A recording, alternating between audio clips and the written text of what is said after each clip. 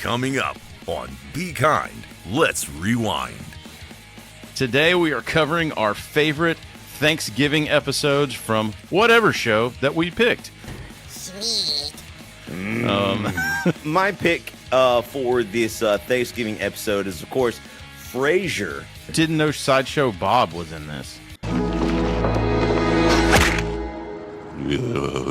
The season 1, episode 8, Starving Marvin. You stained my pilgrim hat, butt pipe. Goes to the mayor, Hillary Clinton. Yeah. Mayor, we've got a very big problem. Ah, you're that insane genetic engineer from up on the hill, right? Yes, He was gay for the houseboy. More turkey, Mr. Chandler. And he winks at Chandler. Which is 4, 3, 2, 1. Cue music.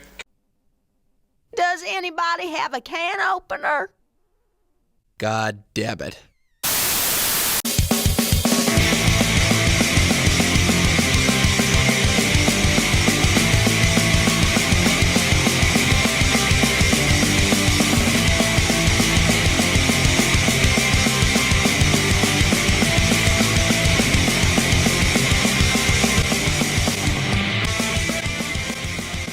Welcome to Be Kind, Let's Rewind, the nostalgia podcast no one asked for, with your hosts, Chris, Leaf, and Shadwick. Summer home. What a dick. What's up, everybody? Welcome back to Be Kind, Let's Rewind, the nostalgia podcast that no one asked for. Today we are covering our favorite Thanksgiving episodes from whatever show that we picked. Guys, Thanksgiving is right around the corner. I think we got a week left when this airs. Guys, it's family, it's friends, which is great for my liver because it takes me over to Get out of the street, you fucking bum! oh, sweet alcohol, the only reason I can get through the holidays. I actually took a page out of Shadwick's book today. no way. Added a little Kahlua to the coffee and a little bit of splash of Four Walls whiskey in here, and it is delish. A little sprinkle of 4 walls. Delish. Are you a 27-year-old girl? Yeah, pretty much. I wish. I'd never leave the house. Yes. Yes, queen. TikTok and Instagram and facials.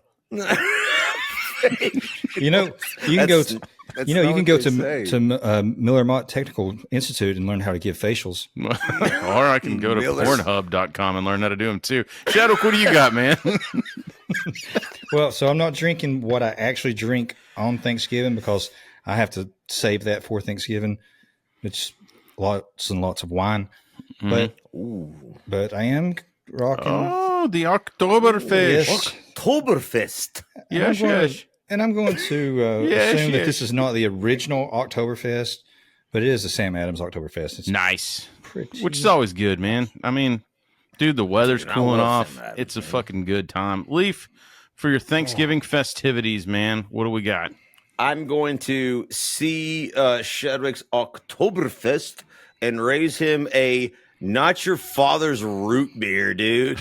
Sponsor the podcast. This is the best damn root beer you're ever gonna have, and it I is. saw that in the store last week, and I Dude, wondered Pretty about it. tasty? Let me tell you, it's not only tasty, it's basically 100% root beer flavor with 5.9% ABV yeah. up in you. Dude, Let's it is go. So I feel sorry good, for dude. future Leaf.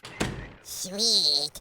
Um, all up in them Delicious. girts. yeah, all up in them girts, man. So this episode is a little different from things that we've done in the past. We're Spit it. Yeah, Spit it. we basically like, hey, let's just pick our favorite Thanksgiving episode from any show ever from basically the 80s or 90s. They're like sitcoms. Like what we chose were like the majority of like sitcoms, and like Right. I would honestly like in the comments section, like let us know like your favorite Thanksgiving episode. There's a billion to choose from obviously, you know, what is it, like the Charlie Brown like Dude, Thanksgiving. To be special. honest, there was actually We kind don't- of a scarcity of Thanksgiving episodes that were memorable. Yeah, I'm going to get into that later on. I mean, I had a hard time. Well, I was trying to not pick the cliche, Right. which I had to pick the cliche because I couldn't find anything else that was enjoyable to me. Mhm. Well, I mean, if you like it, you like it. I mean, you know. Yeah. Plus, it's our fucking show. Fuck them. One thing that I didn't. Yeah, let's hear it in the comments. Yeah. Say something. One thing that I wish I had remembered was Home Improvement. I bet shit. They probably had an episode. Who did You that? didn't That even was add a fucking- sound effect. That sounded like you actually had it planned Yes. out. I was Yeah. like, That's what? fucking good, dude. It was really good, bro. That's pretty What fucking the good, dude. hell? Jesus. So, Leaf, if you want to go ahead and lead us off with your all-star selection. Unfortunately, I do. I have the unceremonious task of being first on these. Like you said, the scarcity of what is it? The Thanksgiving specials. episodes. And specials. not to mention, this wasn't your first choice. The one that you picked, No. which was a better episode, was actually Dude. a Christmas episode. Yeah, So- that's like which starts me on my rant. Like honestly, like He please throws a shoe. can Honestly. can we please, for the love of God, Please. bring back like the Thanksgiving episodes and Thanksgiving in general as a holiday. Like, please, for the love of God, dude. Do you like, think we just got away from it? Do you think everybody is just like, fuck Thanksgiving, give me Black Friday? I mean, let me go ahead and get conspiratorial here. I believe it's because it's the here we go. Let's go. It's because it's the holiday that can't be monetized, which is ironic, right? The holiday the food, where you begin to appreciate and respect everything that you have and start showing gratitude is the holiday that has become eliminated from the gene pool. It's Black Friday because after the first Thanksgiving, then we just took all the land. Yeah, the Indians are never going to forget that. I promise you that. My family's still. That one probably won't make. That probably will end up on the cutting floor. They're still mad. No, just leave it. Just leave that one in. All right, my pick for this Thanksgiving episode is, of course, Frazier, the show, the sitcom Frazier, aka as Chris refers to it, Becker, which. Look, fun story behind that. That's actually not that fun. It basically is just me trolling Leaf. So we were on vacation somewhere one time, both us and our wives. Leaf was going to bed, him and his wife, and I walked out and they were watching Frasier. I just watched a South Park episode where Butters' future self was watching Becker. Ever since my future self moved in, I hate him. All he ever wants to do is watch Becker, and that show is so stupid. And I was like, what the fuck are you doing watching Becker? And he was like, it's Frasier. And I was like, okay. So the next day I was like, what time did you go to bed? How late did you stay up watching Becker? And he's like, God damn it, this is not going to be a thing. And now it's a thing. And years later, it's still a thing. Chris refers to Frasier as Becker forever. Fucking 8 years later. Yeah, here we go. Ironically, there is a tie. There is a tie in there. The lead actor in Becker, of course, was in the show Cheers. Right. Yeah, Ted right? Danson. Mm-hmm. Ted Danson, correct. And Frasier is actually a spinoff from the show Cheers. There was a couple of spinoffs from Cheers, wasn't there? I don't remember. Yeah, there was Frazier, and then Cliff Goes Postal. There was Cliff Goes Postal. I was, played that I game. don't remember. I never watched the show, but I played the game. I don't remember that one. It was Norm had the game show When Norm's Heart Attacks. that was a good one. Yeah, that was a good one too. Those are no. Well, those only are not things. only one season. Yeah, I think in my brain, I think there was 3 of them that I looked up, and I've totally forgot all of that. But whatever, none of this matters. So of course, like Frasier is a spinoff of Cheers. The characters of Frasier and of course, which ironically, Lilith, who was another character on Cheers, both of those are in this episode, believe it or not. So obviously Cheers was a sitcom television show about a bar, a group of regulars that frequent that bar, and all of their stories and drama. when my number's finally called and I'm in hell, this show will be on loop for me down there. Just so you know, nails on a chalkboard with this show for me. So you didn't enjoy watching him smack Shelley Long? No, no, that was I a don't care different what show. y'all say. I know I did. I don't give a shit. I don't give a shit what y'all say. My pick, of course, is Frazier season 4, episode 7, entitled "A Lilith Thanksgiving." I just want to say that Frazier is an excellent show. And despite what Chris says, listen here. Let me get down to the nitty gritty. I'm going to give you props. I mean, I watched this one also. It's not a bad episode, and I love Frazier. Dude, Frazier. Actually, well, I like Frazier the show. I actually don't like the character Frazier. Didn't know Sideshow Bob was in this.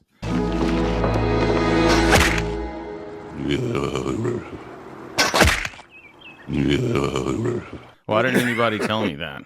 Yes, epic voiceover actor, and he plays what is it? Kelsey Grammer plays of course Frazier.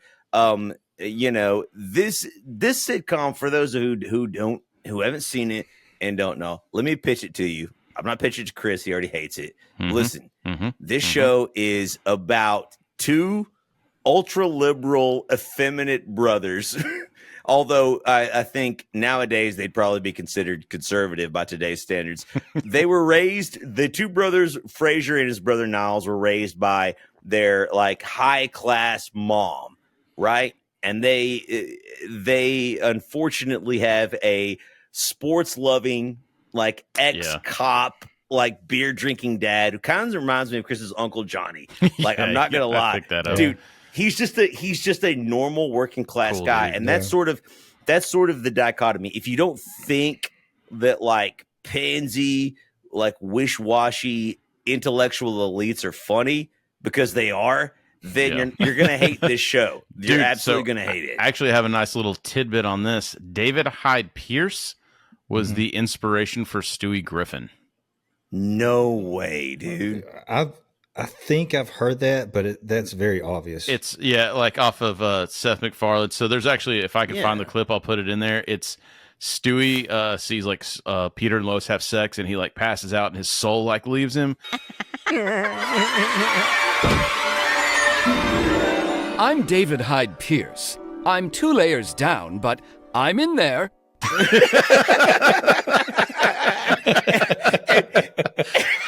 And David Hyde Pierce, of course, is Frazier's.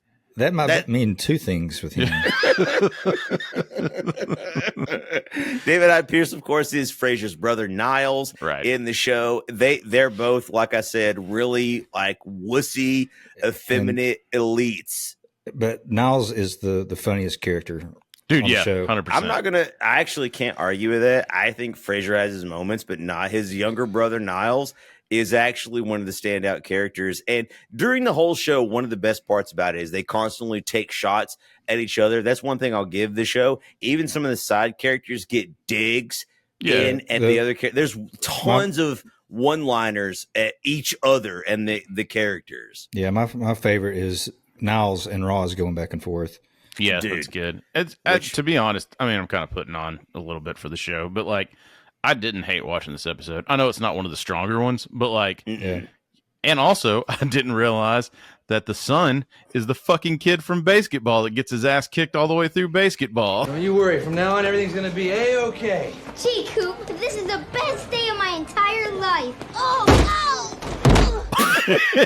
And I had to look it up, and I'll be damned if I wasn't right. So imagine getting his ass kicked in this one. He got his ass kicked in basketball. Imagine getting typecast as the pussy kid that just like gets beat up. Just all gets the time. beat up constantly, and he gets beat up in this episode. So to further the podcast, this episode is about Frazier and his ex-wife Lilith, aka my ex-wife. I had to. Haven, if you're watching this, I'm sorry. Lilith and my, I'm not gonna say her I'll name. just step in. I'm not gonna apologize for him. If it's the truth, it hurts. It hurts. It is what it is. It is what it is. Lilith is almost like a collection of all the bad things from everyone's ex. She really she is. Yeah. She actually is. Yeah. So like for those of you who don't know, Lilith. So my ex has a little extra to give.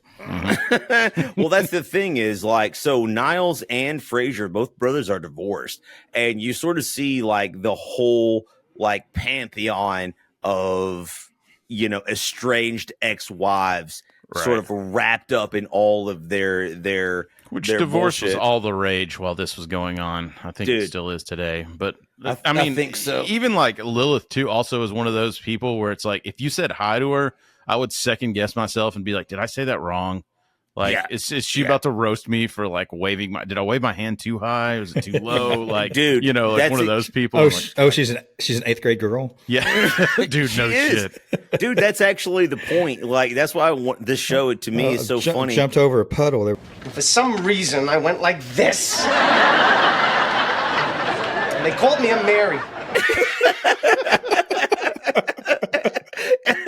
And Lilith is exactly that. She is just this neurotic, uptight, like cold, unfeeling, intellectual bitch, basically.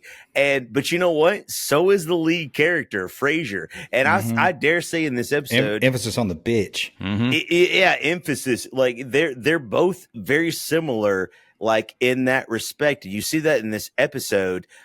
So they obviously they're divorced, but they sort of come together in this Thanksgiving episode, and they're trying to get their son.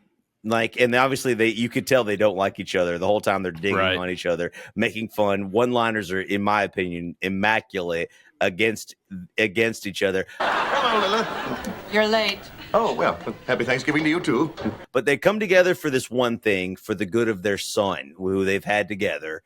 And they're trying to get him into this fancy pants, like private school. Yeah. It's the highest of it. Private schools. Elite of elite. So that's basically sort of the backdrop of the show. Which my favorite little story on this is the side story, the second story, which is Niles tasked with making the turkey. You know, Lilith kind of drops all of it on him, and he's like, I've never made a turkey before. The recipe's here. I guess I can fumble my way through. How far along are you? I'm nearly done defrosting. And the turkey? And he's just like, fuck it, I'm just going to drink the cooking wine, and we'll see what happens. And then Grandpa, you know, is gonna play with their son and really be like, hey, man, it's Thanksgiving. Let's go at least toss the pigskin around. Yeah. Crank it up, fuckers, you know? You button-hook me. Freddie and I are going to break in this new mitt I bought him. Frederick doesn't play ball. He was just about to watch Pocahontas and write a satiric essay on the historical inaccuracies. Yeah, exactly. So like there's a subplot with their son who is in this. I think he's in 2 episodes, maybe 3 of Frazier total. And like Frazier's shout out son. in basketball. He was what did he need? He needed a new liver. And with that new liver, he'll be peeing like a champ in no time. That's kidneys. That's kidneys, Coop. Yes, indeed, kidneys. Yes, and he plays. So basically, he was raised by his mother completely. Mom has custody, of course, because you don't see him much in the show Frasier. And he's just like his dad and his uncle Niles. He's just this effeminate loser. Yeah. He's not like he's unathletic, and you could tell in the show they make jokes about it, like, and it's all through the show, not just this episode, that he's been raised solely intellectual. He's not been allowed to play. He's not been allowed to go out and like enjoy life and take risks. Which we grew up, we knew kids like that, man. I mean, that existed. Absolutely did. A lot of people know kids like that, and it shows. And so as Grandpa, aka Martin Crane, is attempting to just toss the ball with him, he's instantly injured. Okay, let's take a look. Oh, it's not so bad. Like one of the scenes, he shows up and he's got like a black eye. He's all messed up already because he can't catch a ball. Dude, I actually have a note in here that said kids getting hurt is always funny. And I need to preface that with on TV. In TV shows, like seeing kids like take a ball to the dome or something like on a TV show always makes me laugh like every fucking time. I mean, it's funny when they're running around in a restaurant and they fall on their face. too. Okay, no, that's true. Look, especially when they're being like hellions and you hear like they're just tearing ass, and then all of a sudden you hear tip tip tip. Yeah.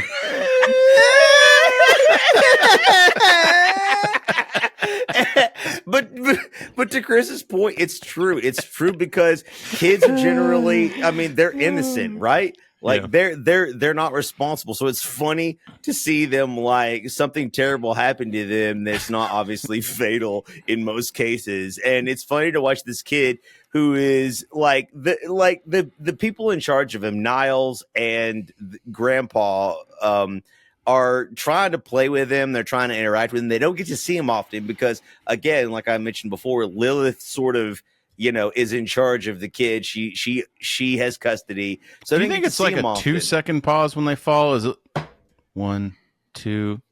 Yeah, it has to register. They're dumb. So even though they're getting signals to their brain, they're dumb. They don't know what to do. Help the population. Have yourself spayed and neutered. Yeah. Thanks, Bob Barker. Sponsor our podcast. And then after that 2 seconds, they start crying. Is it another 2 seconds before I start laughing? I don't know. Like, yeah, I think so. I think our dumb brains have to register the high pitched squeal. Oh no, I hear the thud. I'm waiting. I'm waiting 4 seconds. It's one. It's two, in between. Cry, it's one, in two. between the impact and the actual cry where it becomes hilarious. So let's go ahead. And I feel like I'm that Tom Brady meme where I'm like looking back over my shoulder and like smiling. Yes. Listen, all right, man. Let me get through Go to this McDonald's where you episode. fucking belong. Listen, I went first because my episode's the worst. Just let me finish this shit show and we can get to y'all's funny episodes. All right. The Lilith and Frazier, the school dude. maester who is deciding who gets into this elite It's so school. funny to me too, because that shit exists in real life. I mean, like there's these like school, like these guys have the fucking power. Like you're over in elementary school, get fucked, homie. Yeah, no, 100%. Actually, maybe don't get fucked. It kind of reminds me of Jared and.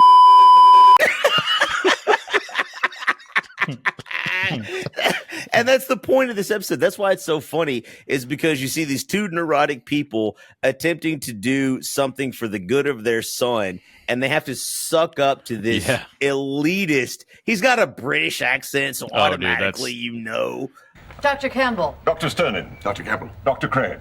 Please come in. Like just snarky as fuck out of the gate. Just snarky as hell, dude. And they're sucking up to him to try to get him in. And it doesn't end. They have a good interview with him and they go back to the house. They don't even notice their son is he's all fucked up. Yeah, he's like, his nose is bleeding. Like he's got a black eye. He keeps having accidents and like bad luck. Yeah, it's like he got hit with I guess baseball, right? Yeah, in the eye, his black eye from that. And he comes in and Niles is like, I'll get some ice. He opens up the freezer and the freezer door hits him in the face. That's what I made my note. Kids getting hurt on TV, always funny. Yeah. Dude, it's so funny, man, watching him get beat up, like incidentally. And that's part of the joke is that Niles and Frazier and Lilith are so concerned about his well-being, and they're trying to get him into this private school. They're willing to do anything. They don't even notice like He's so the present. fucked up. Yeah, they don't notice the present, and I think that's the underlying. I don't think that they're even worried so much about his well-being. It's the status, of that school. That is a really good point, and they're on hubris. They are, and the show is not shy about ripping into the main characters, and they do it often. And that's a really good point because part of what you understand is that Frazier and to a lesser degree, because Lilith's not in the show as much, are just they're neurotic, they're narcissistic. They're not necessarily what you would consider good people. Right. And it's funny to watch them fail and flub as they try to interact with what you would consider normal people, right? Mm-hmm. Like that's part of the charm of the show is watching people that think that they're better than everybody else, that have unique skills, abilities, maybe they have more money, they have more fame or wealth, just sort of struggle to relate to normal people. And that's what the dad does. Grandpa, who's beating up the kid, serves that unique purpose. He's the beer drinking, let's go watch a baseball game or a basketball game and drink. And sign me up. Dude, exactly. Like the normal, like working class, like person is represented there. And Frazier and his brother just can't relate. And that's where this episode basically sort of goes. Like Frazier's brother Niles is struggling to make a turkey.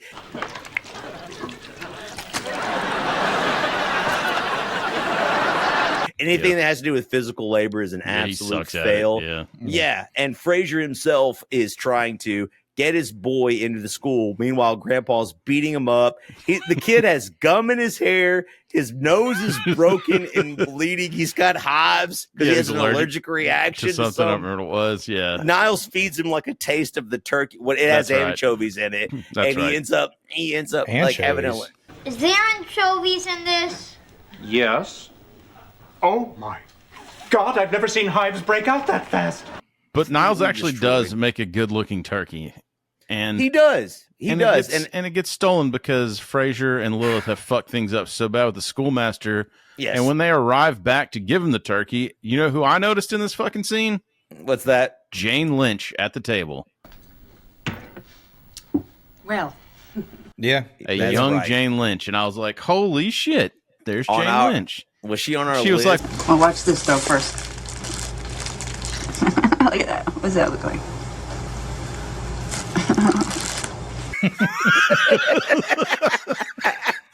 You know, her mom was a whore out of necessity. All of our Jane Lynch quotes are from 40-Year-Old Virgin and role models. She's like this accomplished actress, and we just love her comedy. You only love that Stand one. by. Those few scenes. So long story short, because of Lilith and Frazier's neuroticism, they give a great first interview, but then they ruin it, like overthinking it, which is what intellectual people are off to do, right? Like they just overthink it constantly again and again. They end up ruining it. By the end of the show, they save it. Obviously, their young son is admitted. And now it is with great pleasure that I bid you goodbye forever. Allow me. We're in. With the caveat that they never show their face. They never show a face again, Again, because the headmaster's just absolutely done with their BS. Obviously, Niles does make a good slap you with his dick. Niles makes a Why do I like old grandma better? Niles, despite all of his inability, does make a good turkey, and he's hammered from drinking all the cooking wine, but he does make a good turkey, but it's stolen, as Chris mentioned, by Lilith and Frazier to try to impress the headmaster. And, of course, Grandpa beats the absolute shit on accident out of Frederick, who he's supposed to take care of. Frederick's, again, has got gum in his hair. He's got a black eye. His nose is bleeding. He's got hives. But basically... he's just an unathletic piece of shit because of his parenting. And that's how values gauged. Yeah. Make no mistake. Exactly. Trust us. And so by the end, his parents are too obsessed with his future to notice his current well-being, which says a lot about 90s parenting and about the parents more than it does the kid. The end. Yep. The end. Which actually, this episode and this show in general leads me over to shit stuck in my head this week. Well, your moms are just upset. They're probably all on their periods or something. Mr. Garrison, Wendy and I think that was a sexist statement. Well, I'm sorry, Wendy, but I just don't trust anything that bleeds for 5 days and doesn't die. So that'll lead us over into my episode, which is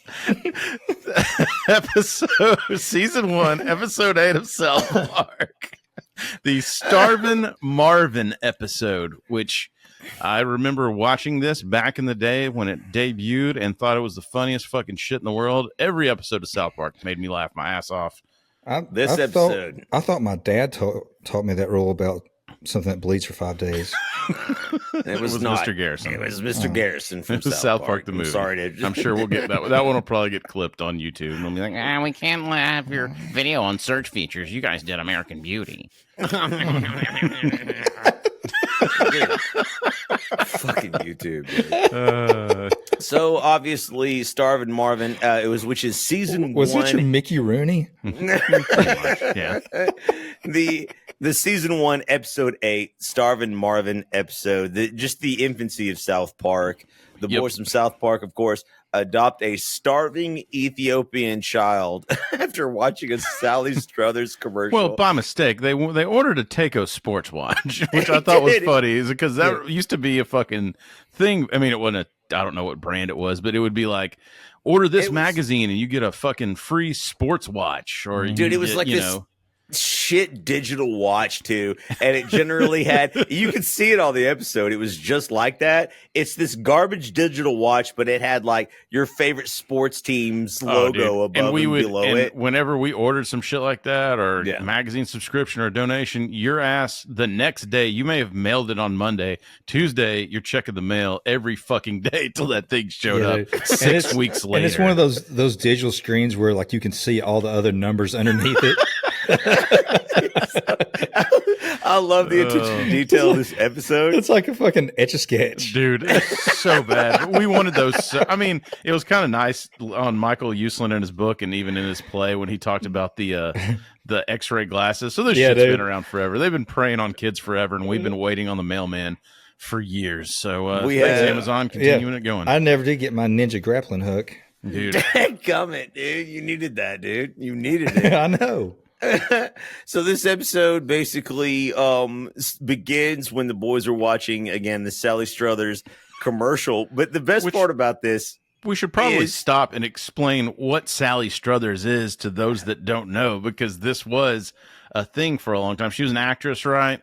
Yes, but she was in Family Ties. I think so, but she was Family Ties. She was more known later on to us as she always had these, like commercials where they're trying to help starving kids around the world. Yeah, it's the Sunday afternoon like cheap programming. Right. Oh man, yeah, absolutely. They might be playing the Sarah McLachlan. Well, that's a dog one, right? Yeah, that came later. It's the same shit though, and what it is kind of was the joke on this, and what was the joke back then, because we were all fucking thinking of it because we're all narcissistic fucks. We're like, I mean, judging by your weight, if you would send some of your food over to these starving kids, maybe. Yeah, we knew that shit at like 8 years old. Yeah, I know. Like we were picking that up. Sally Struthers was indeed wildly overweight at the time. She was for the time. I think now she might not be as much, but she was big. That was always the joke, right? The low hanging fruit, like funny joke, and they just took it to another level. And they always showed those people, the Ethiopians or whoever it was, they were trying to use to get your money. Yep. Yeah, but they would show the like most pathetic, like almost dead versions of these people. Dude, and like Eddie, what's his name? Eddie Griffith. He did a joke about that where he's like, I'm watching last night. One of them had a fly on his eyeball. On his goddamn eyeball. I'm sitting there yelling at the TV set, blink, motherfucker. Eddie can get away with that, so good for Eddie. But yeah, man, I mean, so that was the premise of this episode, was these commercials, and then so somehow there's a mix-up. Instead of the Takeo sports watch they wanted for donating money that remembered his mom's credit card number, so they just called and stole from his mom. They get Starving Marvin, who shows up. They don't know his name, and he's doing the whoa, that was cool. And they're stoked about him, right? And so, but yeah, before that though, you actually had the Terrence and Phillip, which I see here in your notes, Leaf.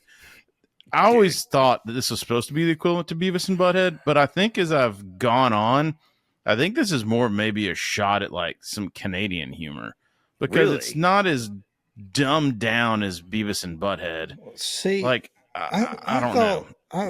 I thought I read somewhere that when they first came out, people like the early reviews were, it's just dick and fart jokes.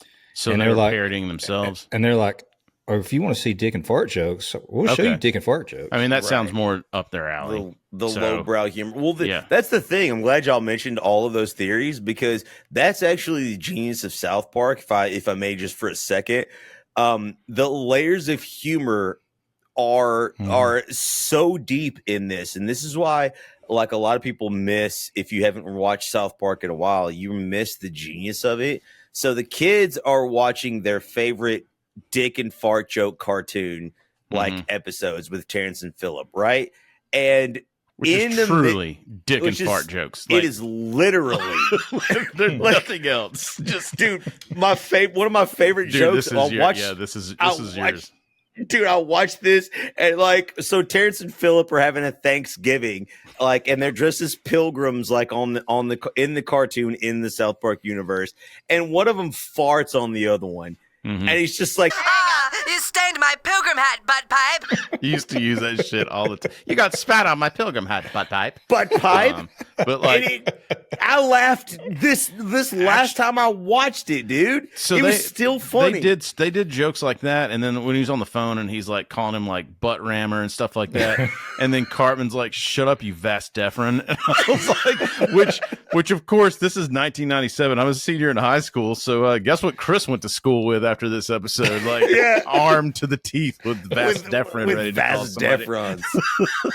You know what's funny is later on in the episode, I don't know if y'all noticed, but Stan calls Cartman a butt pipe.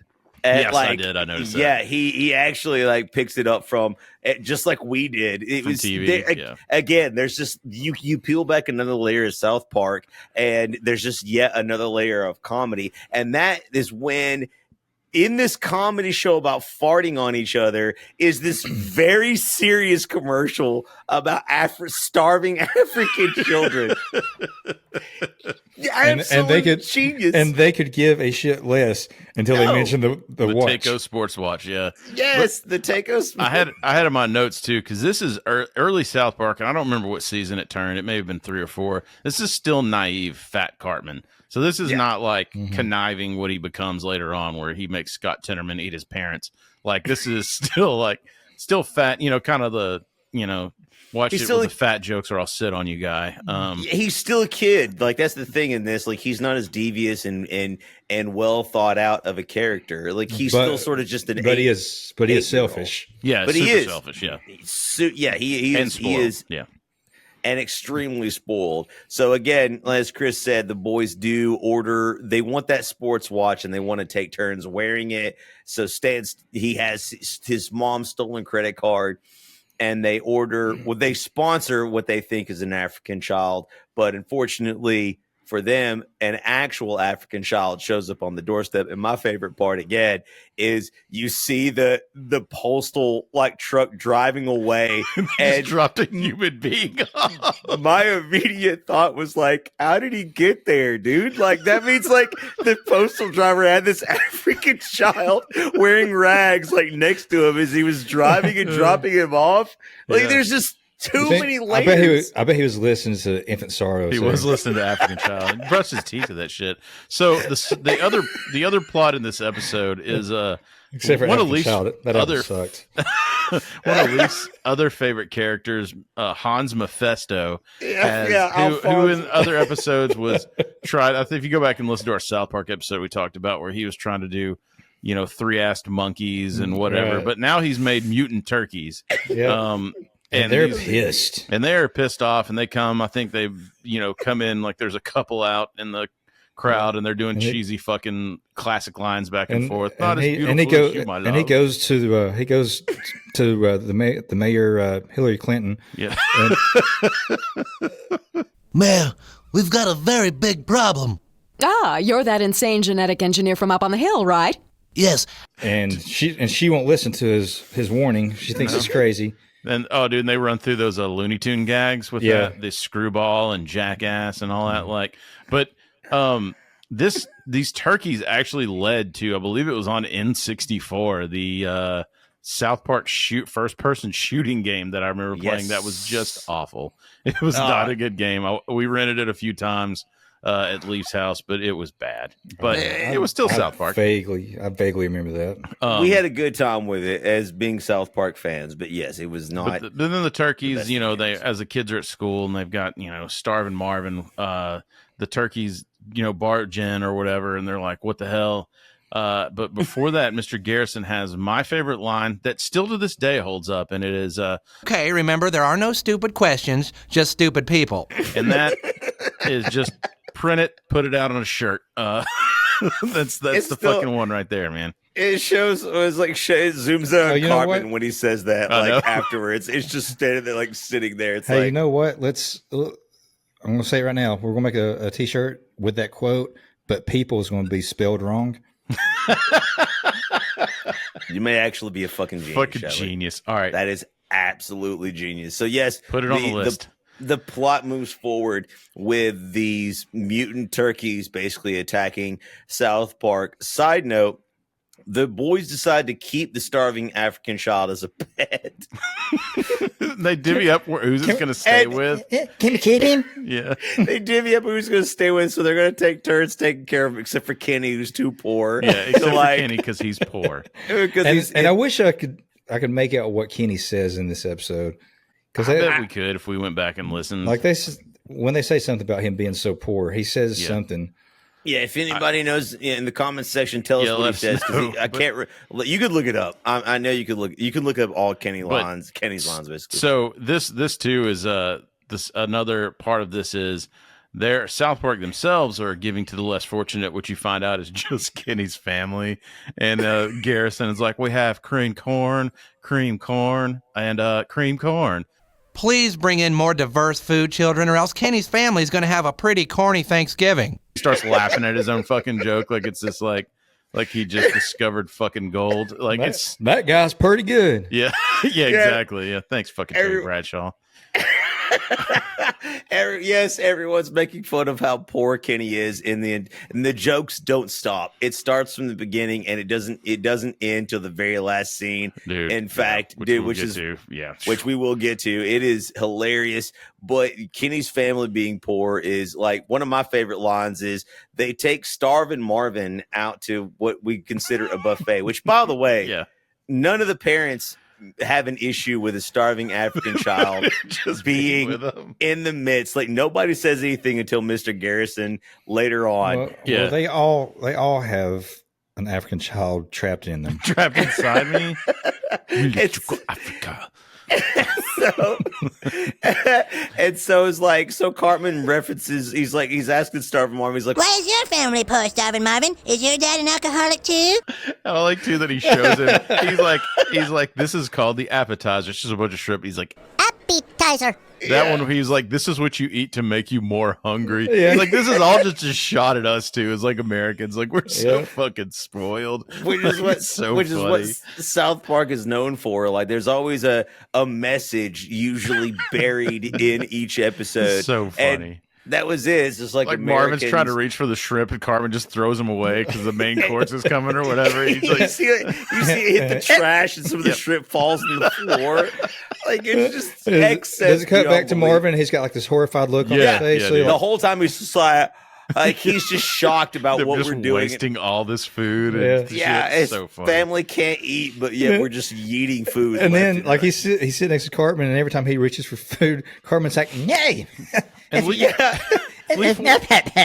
what happens after this? After Starving Marvin's horror? Mr. Garrison realizes that the kids have adopted an African child and puts an end to it. And he's just basically like, no, he can't stay here. We got to get rid of him. So immediately Trump gets elected and the government comes to deport Starving Marvin. Because I mean, he should have been here in the first place. Yeah, they send a message. Pack your bags. But the government is stupid, as they are apt to do, so they deport Cartman to Africa instead. Here's your sports watch, son. Sorry for the mix-up. You get this great line from Starving Marvin where he's like, do you want some more? Like Cartman's mom, did he notice that he's gone? Nah, like, nobody wants notices. Some cheesy poofs or whatever. And he's just like, Yeah, I want that cheesy poof. and then she goes to give him something else and he's like, Sweet. He just sounds the same as Cartman. Yeah, he just talking like Cartman. It was just hilarious because nobody seems to care or notice that Cartman is gone, which starts sort of the arc of everybody hating him. Right. Automatically, like everyone just doesn't care that he's gone. Also, let's not forget the turkeys are still rampaging and destroying the town, attacking random people. That couple in the park. Dude, that's what I was saying earlier. That cracks me up. So funny. Not as lovely as you, my dear. Yeah, the turkeys just show up. So beautiful. Not randomly as beautiful and as kill. Yeah, dude. They just get fucking murdered. Yeah.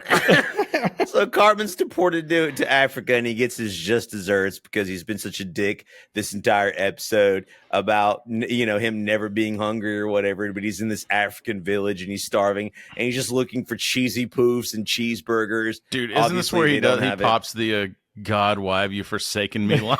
Yes. A la Jesus Christ out of the Bible. Which is like he's the worst person, so of course it's even funnier, and he passes out. But he finds out, of course, that Sally Struthers is hoarding all the food. Hoarding all of the food that's been sent to Africa. So this part right here is the reason I've not watched this episode in so long. Yes. And I forgot about it. So I watched it today, and for the next fucking 2 months, I'm going to have her voice stuck in my head. It's my cake. It's my cheesy poofs. It's my cake. Yeah. When she's discovered, she nails on she starts a chalkboard. When Sally Struthers is discovered, the Africans obviously rebel against her as well as Cartman. She starts eating the cakes. She's trying to get it in as fast as she can. Which actually, in another episode later on, I think Sally Struthers, they spoof her as Jabba the Hutt. In this episode, she's so fat. Just she has fucking no mercy. 7 chins. Was there some type of like scandal that went along with it?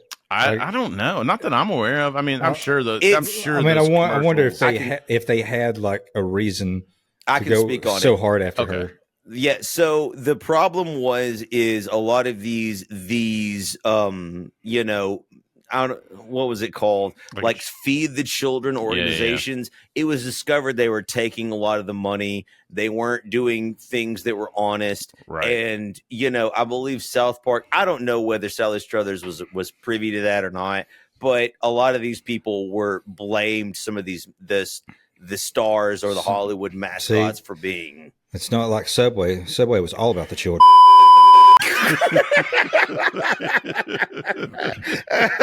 is just going to be an ongoing theme with the Subway talk and a censor beep. Yeah, Subway sponsor our podcast. No, yeah, fuck that guy. No, okay. So that's what it was. It was the fact that that a lot of these organizations were corrupt. And I mean, even still this day, I mean, they still are. We won't go into whoever. You can do your research online. You can actually go to some websites. If you do donate to charities, I have my select few that I'll donate to, and I've done my research on them. And look, be careful. I'm just going to say the V Foundation, rock on. They're fucking one hundo. So this also has a nice Braveheart parody with Chef. These fudged up turkeys from the crustaceous era can take our lives, but they can never take our freedom.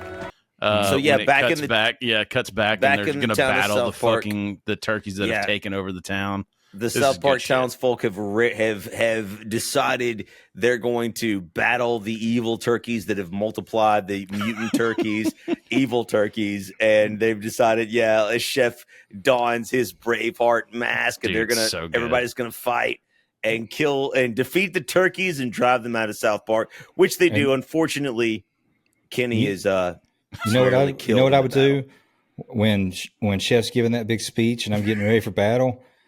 I would drink my Zebiotics. Oh, dude. Yeah, that's probably a good time to do that. And then after the fight, when we're celebrating and drinking all of our wine and mead, I know I'm going to feel fine the next day. Feel great the next day. And you can go to zebiotics.com/bekind. Our promo code, be kind. Good job, Shadwick. Well done, Shadwick. Keeping it 100. Well done, my good. Yeah. So the evil turkeys are indeed defeated. Unfortunately, Kenny falls in the battle and is summarily murdered.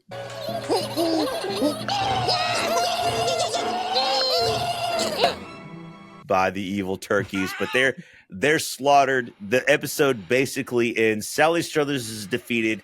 The evil turkeys are defeated. Cartman returns back to America, and Starving Marvin returns back to his African village with the slaughtered turkeys in hand, and he is the hero. They have, but they also give him a choice. They're like, "Do you sure you want to go back, son?" And he looks around like all the dead turkeys, the people of South Park, and he's like, "Yeah, give me the fuck out of here."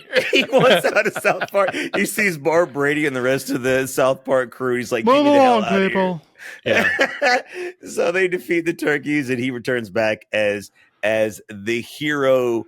And the episode is indeed over, except for the final scene, which I, of course, assume is Chris's favorite scene. Man. So we get a Thanksgiving dinner with Kenny's family because Kenny's dead. So they're sans their son, and of course they have this bountiful assortment of canned corn that the town has given him, and he does his prayer, and he's like, "Thank you for this bounty of canned corn," blah blah blah, and then he just looks around, and he's like. Or his wife's like, "Does anyone have a can opener?" And he's like, "God damn it!" Like the episode goes off the air, and that shit, I don't know why. That shit always made me laugh. The first time I saw that, they used to do that a lot, like little one-liners at the end of the episodes that would have me like fucking doubled over.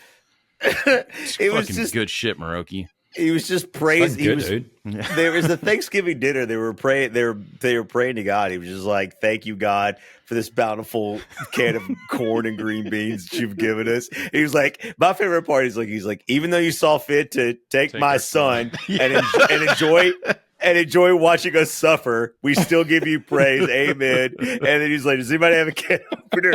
So I was like, "No." that bassy defeated like. God damn it. Like, good things get even worse. But also just completely contradicts his prayer that he thanks. just did. Yeah. So fucking good, man. All right, man. That's wrapping it up. Shadwick, you're going to take us home. Shadwick, your pick. So, nobody told you life was going to be this way.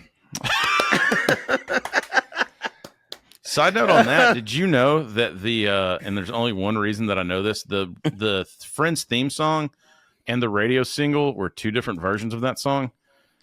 So I actually won it's a band called the Rembrandts, if you didn't know. Yep. Like I won their album on the radio, and then I was listening to, I didn't really watch Friends a lot. So when I started watching the show later on in life, I was like, that's not the same fucking song. Like that's a different recording. And then it bothered me because I'm fucking weird. Yeah. Was this the time you told the radio DJ you were gay? Well, no, I know you're gay. Yeah, well, he told me that I didn't win, so I told him, "Is this because I'm gay?" We did it first, ladies and gentlemen. Be calm, let's rewind. Don't let anybody tell you. 93, baby. 93, baby. So good dick. No, so when they obviously gave you a prize after that. So when you went to pick it up, were you like, "Now, which one of these water fountains can I drink out of?" You know what's fucked up is my mom we had to stop by the radio station after school to pick that shit up too. So I know that because I said fucked up shit all the time, not realizing they had caller ID. So if we didn't know the answer to a question, we would just scream as loud as we could on the phone because we knew they had earphones on. Shit like that. Look, we're always fucking geniuses. Listen. Awesome. So Shadwick's episode, of course, is a Friends episode, season 5, episode 8, entitled "The One with All the Thanksgiving." Hey, let me just get this out of the way real quick. I bet that tastes good. All right, that applies. No, that applies to a few things in this episode. Go ahead. The Friends gang is celebrating Thanksgiving, and they end up reminiscing about their worst Thanksgivings ever in different flashbacks. And I have them all written down. Shall anyone in particular stand out to you? As far as the old stories? Yeah. Man. So each one of the them, let's start at the beginning. Yeah. Like Chandler, which he was just actually my favorite character on the show. Like, I can see that. The sarcastic, quick wit, He also was the only character that seemed that wasn't what's the word? Alive? Not retarded. Yeah, that's the word that I was looking for. Also, I was a big fan of Joey, but I just like the dumb slapstick. I don't know. It's a soft spot for me, and now I appreciate Chandler more. Back then, though, I was more of a Joey guy. You had a lot of characters I felt like were the dumb character, in my opinion. Like, that's what I think annoyed me about the show. But yeah, Chandler was, I agree with Shadwick, probably one of the standout. Maybe Monaco is second place. They seem to be legitimate characters, while the rest of them were like, it's a direct quote, by the way. It really was. Yeah, I think they were all dumb except for Chandler and Monica. Yeah. Like, and so you picked the only male clever character in the entire show. Like, you were like, identify with him. Well done, dude. Also, the only one whose dad is gay.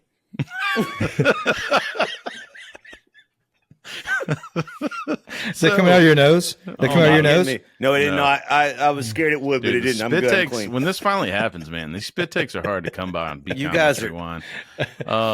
So go ahead, man, with the Chandler. So Chandler, he's remembering, his worst Thanksgiving was he found out that his dad was gay, and he was gay for the houseboy. More turkey, Mr. Chandler. Yeah. It was the little Filipino guy that was serving their turkey. More turkey. And he winks at Chandler, which is I don't care. I don't fucking care. This shit is still fucking funny to this day. It's even funnier now to this day. Even funnier. Yeah. Full disclosure, I hate this show. For those of you who don't know me and don't remember, my friends can vouch for me. I was the original Friends hater. It became cool later on to hate the show. I was the first one. When the show was in the middle of its run. I was like, this is the most unfunny show ever. I was probably number 2 behind that, but I'll tell you why. And I think that I figured it out when I went back, because I enjoy it now. Going back now, like, I actually enjoy the show. But back then, I was a Friday night, Thursday night, whatever. I was sitcommed the fuck out by the time that Friends rolled around.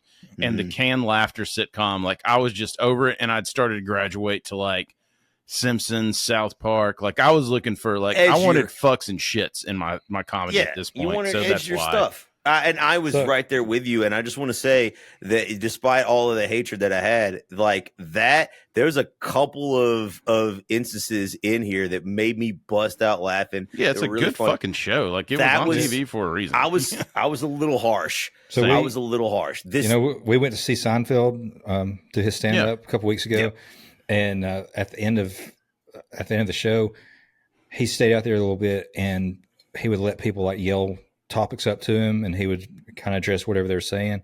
And they asked him like what other TV shows he really liked, or maybe they just asked him what he thought of Friends. Mm-hmm. I think it's what it was. But he said, "Yeah, Friends. I think NBC looked at our show and they're like, I like what they did. Let's do that with good-looking people." I mean, respect. Yeah, respect, bro. They sure as fuck did. Dude. It was funny. You got Chandler's, finds out his dad's gay with the little Filipino guy with the little glimmer in his eye. Glimmer. And then it cuts to Phoebe, and these are just throwaway to me. Like, I laughed at or I chuckled at the arm getting blown off. I did. Because it was a reoccurring gag throughout the episode or whatever. Like, Please, can I get some more bandages in here? This man is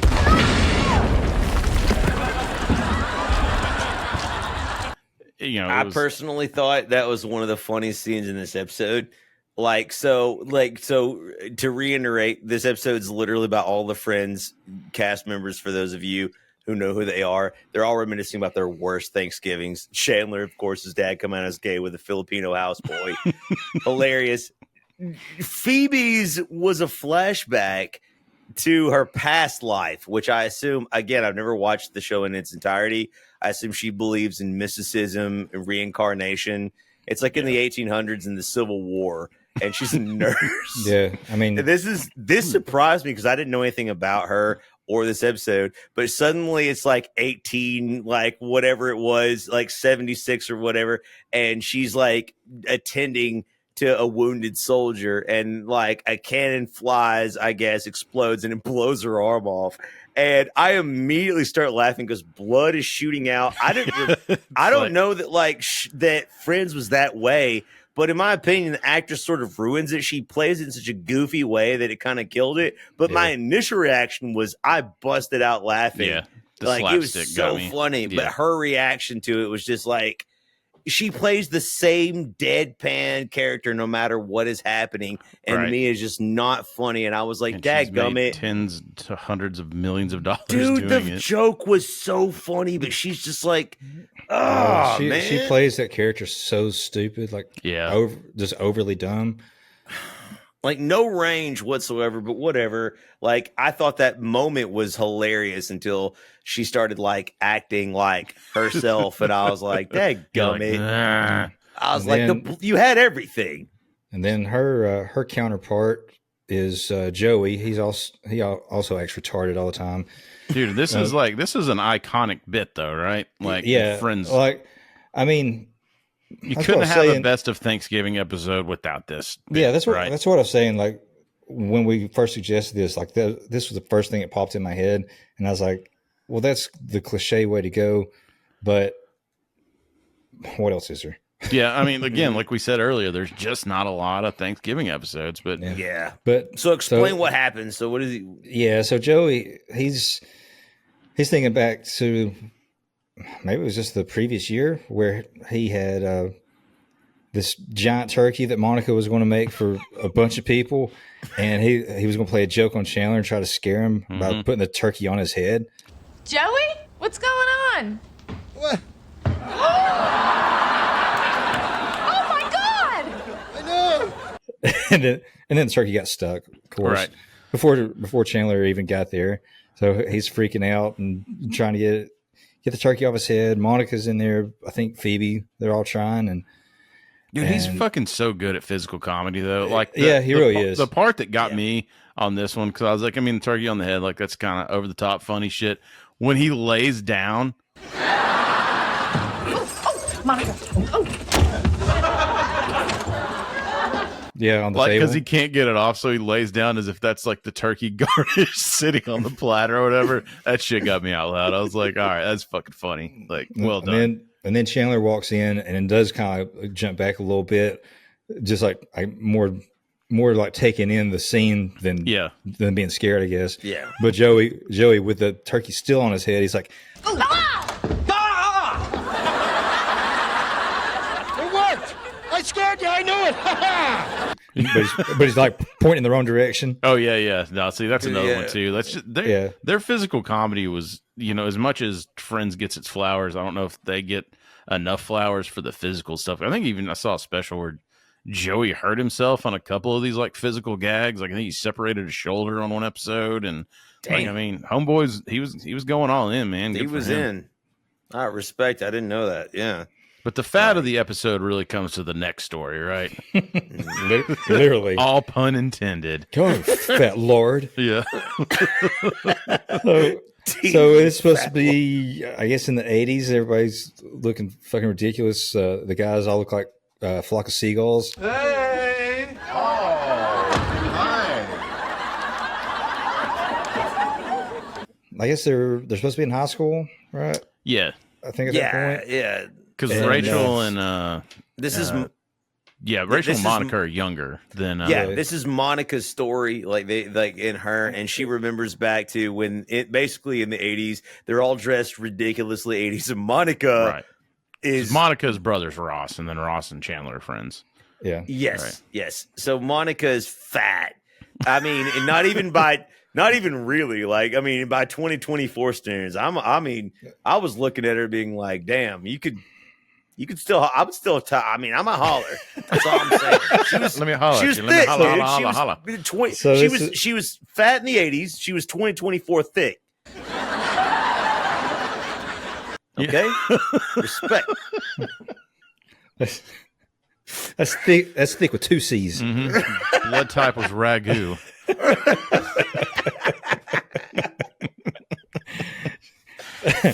Saw my fucking leg hole like an egg roll. So, I think in this episode or this flashback, Monica was kind of into Chandler, and then she overhears him saying something about, "I don't want to be left here with your fat sister." Oh, no, it's cool. You can stay here. My parents won't mind. No, it's not that. I just don't want to be stuck here all night with your fat sister. Yeah. So she's like crushed, but it's a catalyst for her to lose weight. So actually, he's her savior. Yeah. Yeah. Well, So and he reaps the benefits later on. So I mean, full circle. He sure as hell does. And you know what? For those of you hating on shaming, there you go. Friends was the first one to be like, shame on me into being thin. Respect. Yeah. And listen, to hell with Monica and all her problems. My friends made fun of me being fat 24/7, even in our punk band, and even after I got kidney failure and I was 125 pounds. They still made fun of me for being fat. So cry me a river, Monica, you little bitch. Grow up. Let's tell this. Care about your stupid let's tell trauma. this fat story about Leaf, because we used to film all these short skits and stuff. So with our punk band F&A, he would always be eating in the skit. That was like the whole fucking thing, which Every was time. funny. But even like when he had kidney failure, like he said, he weighed like 120 pounds. We were in Las Vegas, and he is that with or without the chair? That is without, but damn near with. But so he was like finally eating something on this trip, and our friend Sean just looks over at him, and he's like, "Why don't you have another slice of pie, you fat fuck?" Leaf's literally dying before his kidney transplant. It's like, look, man, that's where we're at. That's where we come from on Beacon. Let's Rewind. It's all funny all the fucking time. It's how we deal with shit. For those of you who were shocked by that, you're listening and watching the wrong podcast, because like we were all best friends. We still are, like, to this very day. And that's how we deal with traumatic stuff, man, is with humor, is with jokes. And some of them were a little off color and a little mean. And there's always people that didn't get it or didn't like it, and respect to them. Like, they can find their own space. Here, that's how we deal with things. That's how we've always dealt with things. We've always laughed and joked around. And so when I watched this episode with Monica, I was like, so what that he called you fat? It could have, if it would have been way worse if it was my friends. They'd have called you Eric Cartman bitch ass or something like that, dude. So tons of fun. Exactly. Wax that 4,000-pound ass. Yeah. But so they come back. They're Miami Vice, right? And the next one when they come back, because they do the next year. And this is Rachel's story. Rachel's story is just a continuation of Monica's. And they come back, and the guys, instead of flock of seagulls, they're dressed like Miami Vice. Hey! Which is awesome, by the way. And they say something like, Yeah, we were just talking about that. Can't believe how stupid we used to look.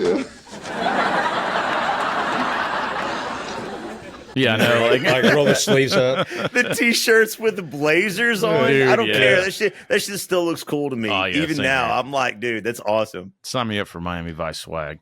And then Monica comes down the stairs wearing a black dress, and she's lost all that baby fat. Yeah, and she's Hi, Chandler. Oh my God. She's Courtney Cox hot. We're talking like Dancing in the Dark hot. You know what I'm saying? Like Courtney Cox tease. Yeah. Man. Dancing in the dark. Dude, she looks so freaking.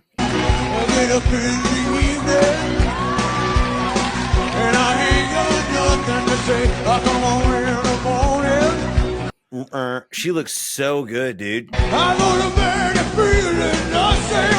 Like, insanely good. She's lost all the weight from being shamed. It worked. It works. Yep. It took a year, but you got to put the time in. And the effort. The time and the effort was there, and she now could do her ultimate plan of shoving in his face that she's hot. And she wants to get him back, like not just shoving in his face that she's hot, but she wants to embarrass him, like he indirectly embarrassed her. Right. Yeah, between one other person and her, because right, like equal justice. and probably saved her life. Yeah, whatever. She just wants to get him naked out in the front yard, right? That's what she wants. She even says, I lost the weight. I look better. I feel better. My heart's not in danger anymore. Whatever. The doctor says my blood pressure has dropped. Yeah. But Can't start a fire without a spark. This gun for hire. But yeah, she's wanting to come up with a plan to get Chandler naked and like throw him outside or whatever to embarrass him. So Rachel's like, "Wait, just act like everything around you turns you on." What do you mean? So she's giving her examples, like I think she has a towel or something, and she's like draping it all sexy and how to act saying, sexy. Yeah. And then she leaves. Jennifer Chandler comes Aniston, in. sponsor my podcast. Yeah. But she's trying to do all the exact same things that Rachel was doing, but with these oddball things like frozen peas. Yeah. It doesn't work. Or stuffing. Or frozen macaroni or something. But it's like completely on brand for the show, though. Like this is like kind of the shtick. It's super cringy. She's just like showing how awkward she was. Right. Because she was a fat piece of shit the year before. And she never had any kind of like social cues because she could never get to that point to where she could, have any interest in herself. Mm-hmm. Anyway, Yeah, she calls her virginity like her flower. I didn't work this hard and lose all this weight just so I could give my flower to someone like him. Okay, first of all, if you keep calling it that, no one's ever going to take it. No one's going to take it. So anyway, Chandler's in there and she's doing all this stuff, awkwardly moving around, and she has this big ass knife, and she slips out of her hand, and he's wearing those ridiculous like braided shoes from Miami Vice.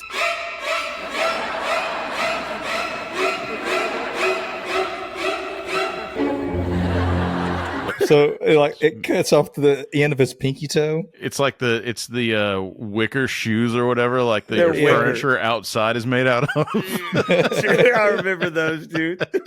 They were like jelly shoes, but made out of leather. Yeah. Yes. Oh. And so he loses the end of his pinky toe, and they have to take him to the emergency room. And she packages a piece of carrot instead of the toe, so he loses it permanently.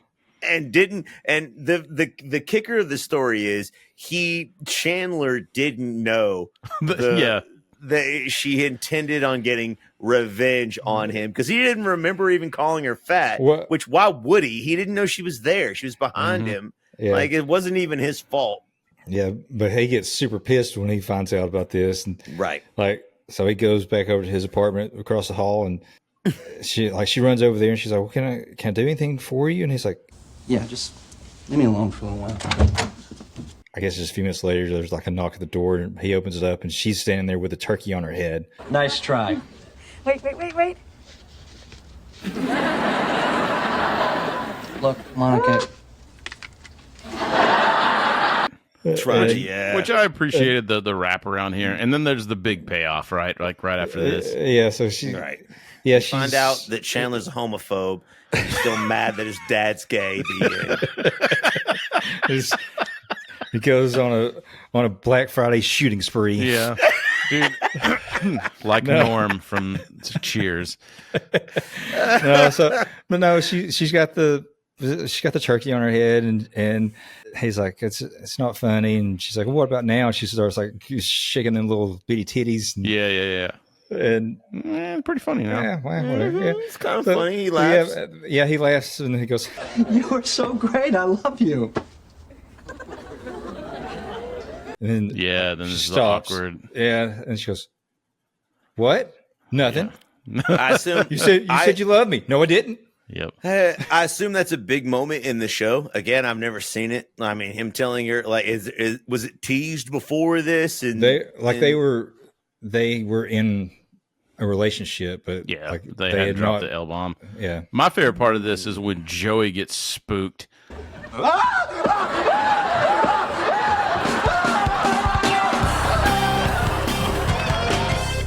Like the come around on that joke. Yes. Like I appreciate that shit in comedy so much though. Like where it comes back around and then Joey like sees the turkey and is like, ah, like falls down and all that shit. Like, yeah, I love that shit. That's good writing. You're right. Yeah. You're right. All right. So I got to throw out, this really should have been a two-parter. I won't go into the whole next episode, but Ross has his leftover Thanksgiving sandwich, and he takes it to work and he writes on it like, Ross's sandwich, do not touch or whatever. Right. And somebody fucking eats it, whatever. No way, and it just dude. it ruins his day. And it's something apparently like he does every year. He takes like certain leftovers and he builds a sandwich a specific way. Dude, that's a Thanksgiving staple, dude. For those who are lovers of Thanksgiving like me, the leftovers man. into the sandwich are arguably better than the original Thanksgiving. I agree. Dude, I feel that. Dark meat turkey on white bread and mayonnaise, a little salt and pepper. Dude, They put mayonnaise on that shit. Even kidney failure dying Leaf would tear that up, dude. 100%. Sean would make fun of you and call you fat.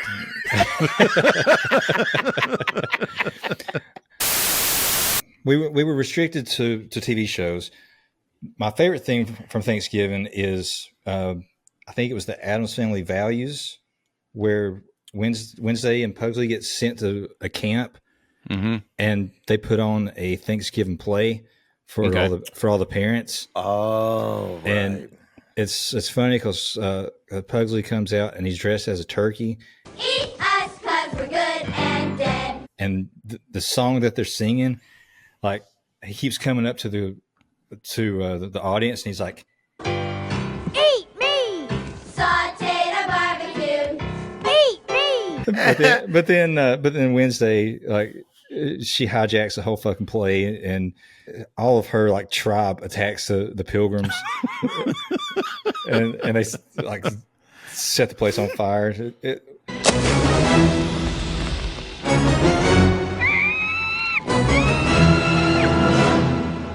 One last thing. Okay. Adam Sandler's Thanksgiving song. Oh yeah, absolutely. And if I could play it in its entirety without the world being a bitch, I would. Want to say too, guys, make sure My brother that likes to masturbate, baby. Or what made me say that? Make sure to like, subscribe. We actually have our Shopify shop is live now. And as you guys know, I have tested these hoodies over and over again. I finally found the softest, most affordable hoodie that we can make. It holds up over the wash a bazillion times. We got our ticket logo on the shirts now. Go support us, Shopify. The link will be down here, or you can go to bklrpodcast.com. Take you to all our links, man. But thank you, guys. Happy Thanksgiving, man! And happy Thanksgiving, you guys. When we're back, it's going to be Black Friday, so we'll just have to go the consumer route, where this holiday is not the consumer route. So let's go, baby. Cheers! Let's get our sandwiches together, and guys, help control the population. Have yourselves spayed or neutered. And with that, we'll take it over to our Norm Macdonald clip of the week. Fuck! And now the whole set went quiet, and you hear people going, Santa just said fuck. Santa has just said fuck. And all these kids froze, and then they had a Disney guy. He said fuke. Fuke. It's a Swedish word. Means take a break. We're supposed to take a break. And so he thought when you said take a break, then I would go, speaking of taking a break.